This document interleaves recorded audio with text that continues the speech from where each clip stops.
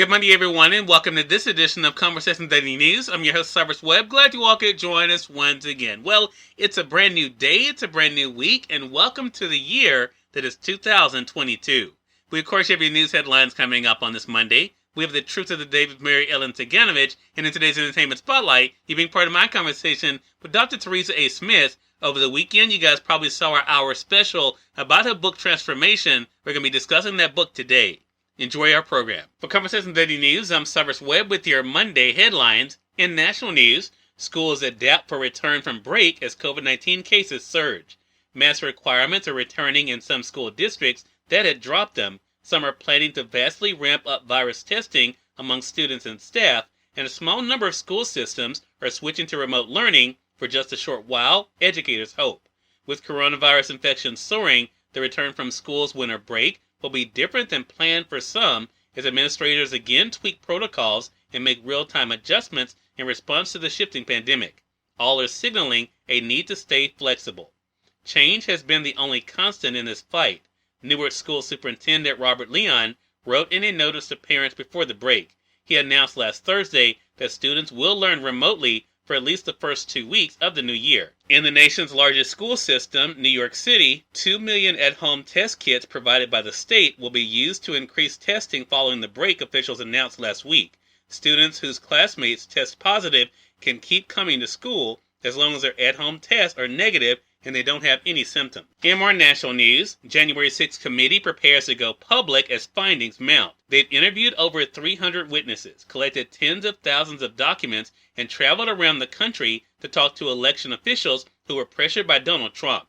Now, after 6 months of intense work, the House committee investigating the January 6th insurrection is preparing to go public. In the coming months, members of the panel will start to reveal their findings against the backdrop of the former president and his allies' persistent efforts to whitewash the riots and reject suggestions that he helped instigate them. The committee also faces the burden of trying to persuade the American public that their conclusions are fact-based and credible.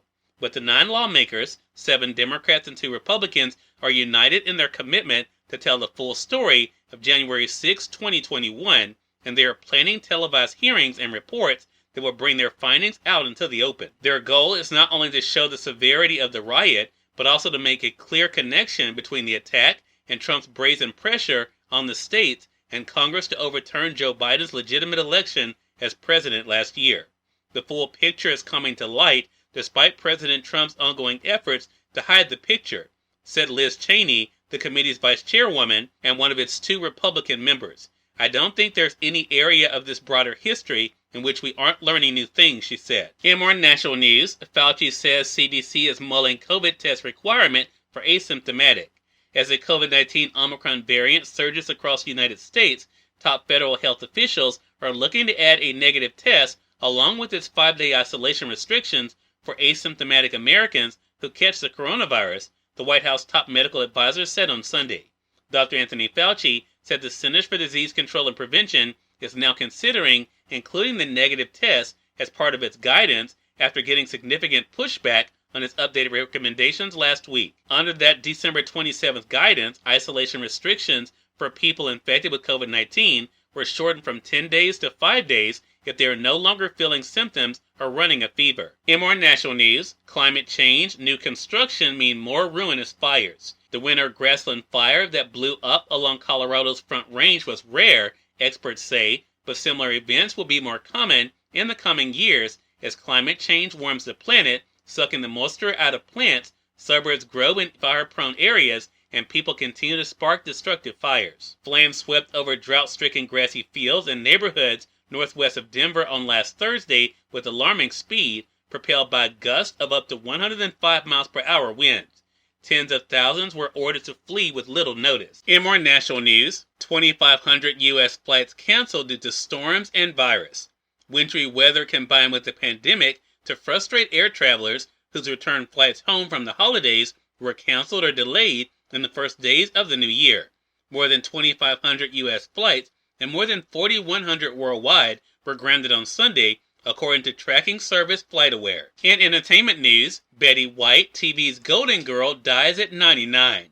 Betty White, whose saucy, up-for-anything charm made for a television mainstay for more than 60 years, whether as a man-crazy TV hostess on The Mary Tyler Moore Show or the loopy housemate on The Golden Girls, has died. She was 99 years old. White's death was confirmed on Friday by her longtime agent and friend. She would have turned 100 on January 17th. And finally, in entertainment news, 2021 box office closes with more fireworks for Spider-Man. The top 5 movies over the weekend. Number 1, Spider-Man No Way Home with $53 million. Number 2, Sing 2 with $20 million. Number 3, The King's Man with $5 million. Number 4, American Underdog with $4 million. And number 5, The Matrix Resurrections with $4 million. Cyrus Webb, Conversations Daily News. It's now time for the Truth of the Day with Mary Ellen Ciganovich. Mary Ellen, it's all yours. Hi, this is Mary Ellen with your Truth of the Day. Engage in periods of peaceful solitude. To soothe your mind, quiet your body, and infuse your spirit with serenity, you must engage in periods of peaceful solitude. Steer your day toward calming activities as you honor your need for solitude. Doing this for a while or an entire day will provide you with a sense of invigorating strength that you might not have even realized you were lacking. When you engage in these periods of quiet reflection, you allow your thoughts to quiet down, releasing stress and tension from your body. This allows your spiritual self to step forward, helping you to feel connected and balanced. Every aspect of your life will receive many positive benefits by your choice to engage in peaceful reflection. Today, grant yourself the gift of peaceful solitude and always enjoy the day. Dr. Teresa A. Smith, or Dr. Taz, is in today's Entertainment Spotlight, right here on Conversations Daily News. For Conversations Daily News, I'm Cyrus Webb with your Entertainment Spotlight. Dr. Teresa A. Smith joined me recently on Conversations Live, the radio show, to talk about her book Transformation and the Message for You. Here's a bit of that conversation. What has it been like for you to show with them in the book Transformation how they can begin to make those changes? Well, thank you, Cyrus, for having me back today. You know, for me, this book is a living document, and I've been getting feedback from folks who've been reading the book, and some of them have said to me that, you know, it's a struggle. Because we do look sometimes, as you indicated, to the new year. We're going to do a New Year resolution. We're going to start making change then. But as some of the readers have said to me, it's challenging because they actually have to do some work. And so it's like, you know, do I put it off or do I continue to refine who I am? And so for me as an author, getting that feedback that the work is challenging, because as you've heard me say, it's challenging for me also.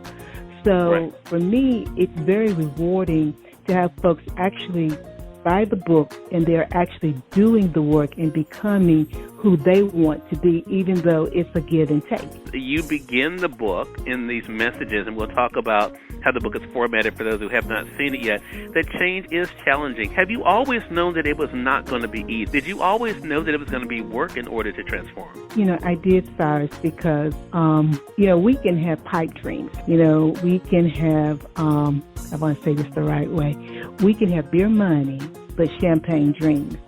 And if I want to live that champagne life, then that means I'm going to have to work at it when I know that I have beer money. So just like with that thought, it means anything that you're doing in life, it's going to be challenging, because sometimes when you're trying to transform who you are on the inside, you're going against the grain. Cyrus Webb, Conversations Daily News. We thank you all for tuning in to this edition of Conversations Daily News. But glad to get us on tomorrow for more news, Truth of the Day with Mary Ellen Ciganovich, and of course your Entertainment Spotlight. Until then, I'm your host Cyrus Webb, saying as always, enjoy your day, enjoy your life, enjoy your world. Thank you all for choosing Conversations Daily News today. Let's make today amazing. Take care.